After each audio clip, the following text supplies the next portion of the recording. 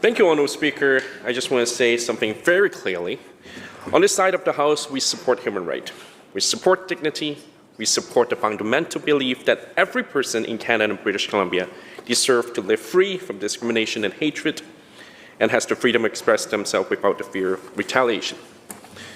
And for the amendment, this government, the government side, keep attacking, saying why we're removing stuff. I want to be very, very clear.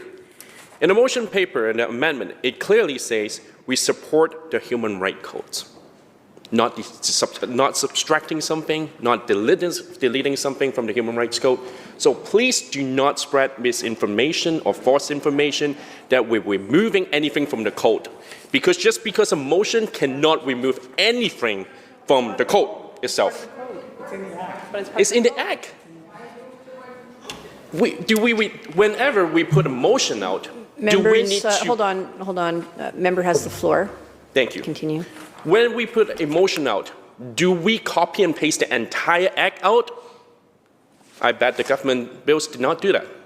Do they always copy every single word? No. And in this motion paper, in this amendment, it clearly says we accept and we respect all people. So nothing is deleted. The human rights codes is still human rights codes, and nothing is deleted from the code. However, before I continue on the amendment, I also need to respond to the minister's response to the amendment and also the AG's previous note. And I will have to quote. Member, just a reminder that all your remarks are on the amendment right now. Yeah, it is, because it's a response to their point of having this motion, and we need to explain why we need to put an amendment out to respond to this amendment or to this motion. Because the AG mentioned, and I quote, "I know many members of the opposition dispute the meaning of their first reading votes and want to clarify their position. Well, this is their opportunity. Thank you, and I will take this opportunity to stand in support of human rights, but also the question of the AG's position and the Ministers of Indigenous Relations position. Because the AG and the Minister knows, all members of this House knows, all the Ministers should know, and the Premier should know, even if the public may not, that this is a long-standing parliamentary tradition to allow the first reading to pass so that legislation can proceed to debate. And all members know we do not have the bill before us, before the first reading. So, Member, just a reminder again on the amendment. Yeah. Yeah. Thank you.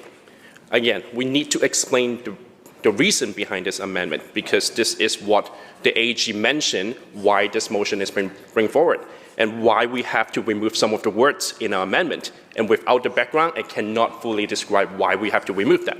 So I would urge the Chair to let me finish the whole background of this motion and why we have to put an amendment forward.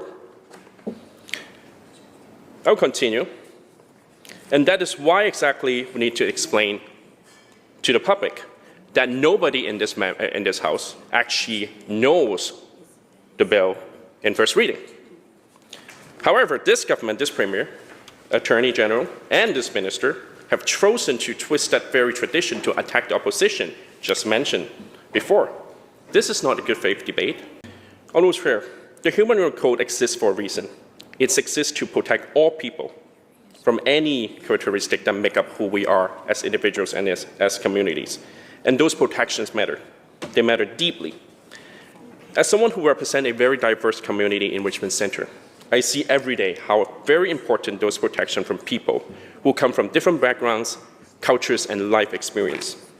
And speaking personally, as someone who is a Chinese, as someone who grew up in an immigrant family, this issue is not an abstract to me, it's part of our history. Chinese Canadians in this country did not always enjoy the right that many people today take for granted. Chinese workers helped build the Canadian Pacific Railway, one of the very most important infrastructure projects in our nation's history. They did the hardest and most dangerous work. Many of them lost their lives doing it. Yet, after helping building the country, they were denied basic rights. They were denied the right to vote. They faced head tax. They faced the Chinese Exclusion Act. And for decades, Chinese Canadians were treated as second-class citizens.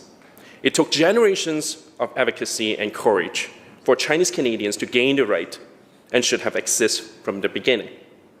In fact, statistics repeatedly show that immigrants with comparable education, skills, and experience often earn significantly less than Canadian-born workers. Some studies show newcomers earn roughly 20 to 30% less, especially in their early days in Canada. I just want to share a little bit of my own story and highlight the important role of ethnic media plays in bridging these gaps. During my years working in the news industry, there was a reason why we have ethnic media roundtable. Many immigrant communities do not always have the same access to mainstream information network. Language barriers matters, cultural familiarity matters, and access to information matters. Ethnic news outlets help bridge the gap so communities can stay informed, engaged, and connected to the public life. And I understand the importance of the human rights codes because personally, I lived it.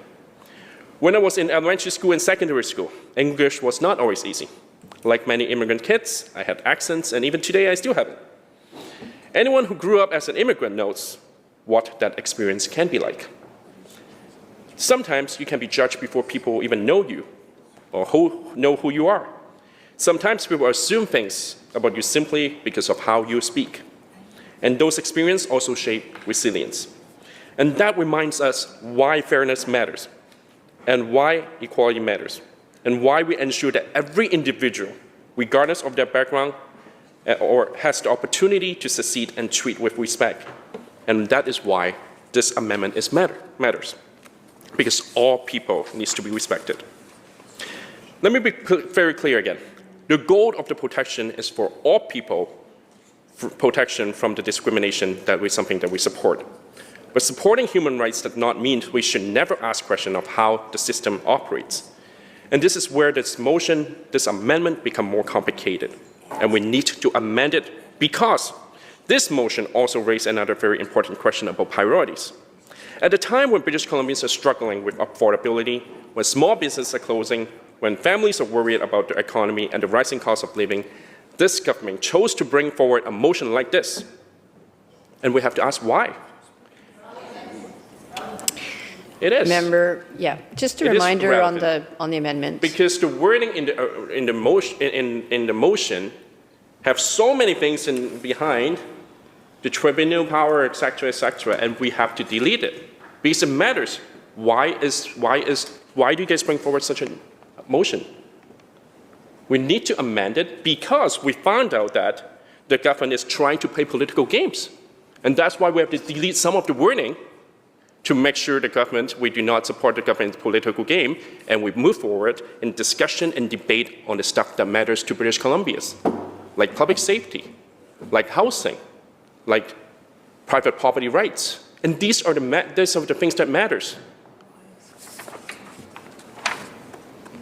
And I will just end with the words and tone just like the AG. I genuinely hope that where we'll get to today, because too much is at stake. Too much is at stake.